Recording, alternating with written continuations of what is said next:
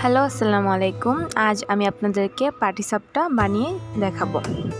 এর জন্য প্রথমে আমি 1/4 কাপ চালের গুঁড়া ভেজে নেব খিরসাটা তৈরি করার জন্য। এবার চুলার আঁচটা কমিয়ে এটাকে আমি বেশ কিছুক্ষণ ভেজে নেব। চালের গুঁড়াটাকে ভালোভাবে 10-15 মিনিট ভেজে নিতে হবে। ভেজে নেওয়া হয়ে গেলে আমি এর মধ্যে 2 কাপ লিকুইড দুধ এবং 1 চিমটি লবণ দিয়ে দেব। এবার এটিকে মিডিয়াম আঁচে ফুটিয়ে নেব।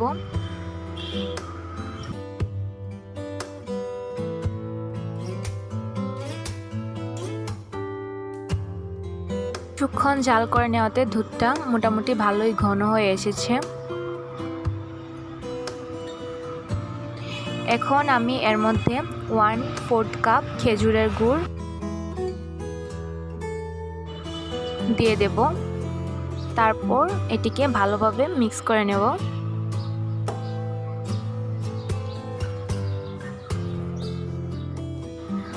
কিছুক্ষণ নাড়িয়ে চাড়িয়ে নেব।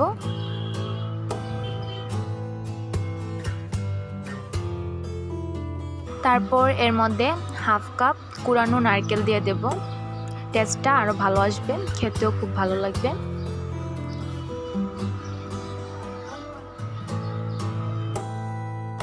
আমার খিরসাটা এখন হয়ে গেছে। এবার আমি একটি বাটির মধ্যে এটি উঠিয়ে রেখে দেব।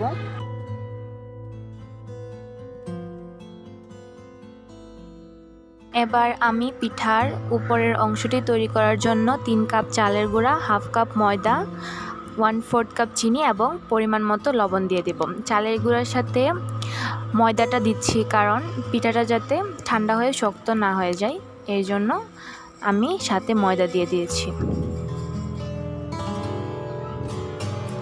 এবার আমি এর মধ্যে পরিমাণ মতো পানি নিয়ে এটাকে ভালোভাবে মিক্স করে নেব একটা হ্যান্ড মিক্সারের সাহায্যে।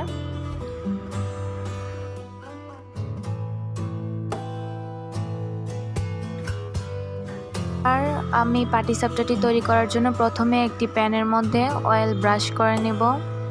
এরপর আমি এর মধ্যে চালের গুঁড়ার যে লিকুইড মিশ্রণটা ছিল এটাকে একটি চামচের সাহায্যে এভাবে দিয়ে দেব।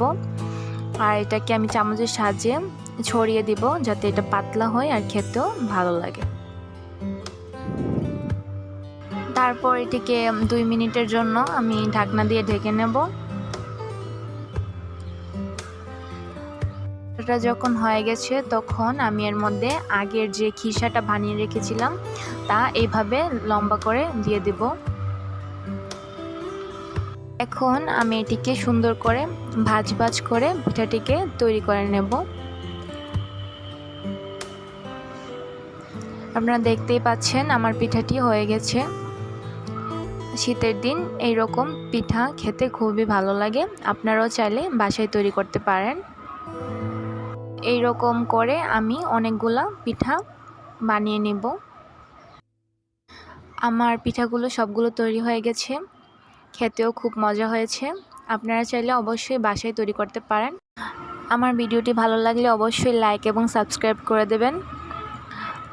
আর এই পাটিসাপটার রেসিপিটি আপনারা চাইলে বাসায় ট্রাই করতে পারেন কারণ এটি খুবই মজাদার। সবাই ভালো থাকবেন, আবারও নিয়ে আসবো নতুন রেসিপি। আল্লাহ হাফেজ।